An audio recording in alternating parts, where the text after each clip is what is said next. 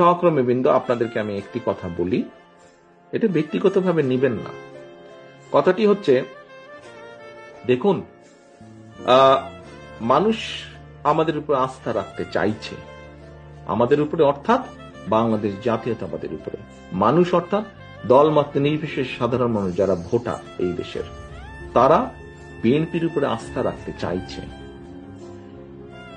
এই আস্থা যদি নষ্ট করার জন্য কেউ কোনো কাজ করে, এমন কোনো কাজ করে যেটাতে আস্থা নষ্ট হবে, তাহলে ভাই তাকে তো আমাদের পক্ষে, আমার পক্ষে টানা সম্ভব না, টানবো না আমি তাকে শেল্টার আমি দেব না।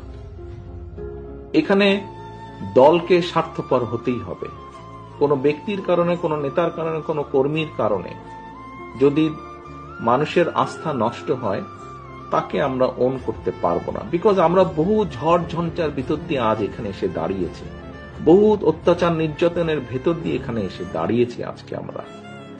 কাজেই আমাদের পক্ষে আর সম্ভব না যে কেউ নিজের বিষয়, নিজের স্বার্থ নিয়ে এমন কিছু করবে যেটা দলের স্বার্থকে আঘাত করবে, ক্ষতিগ্রস্ত করবে, তাকে আমাদের পক্ষে টানা সম্ভব না।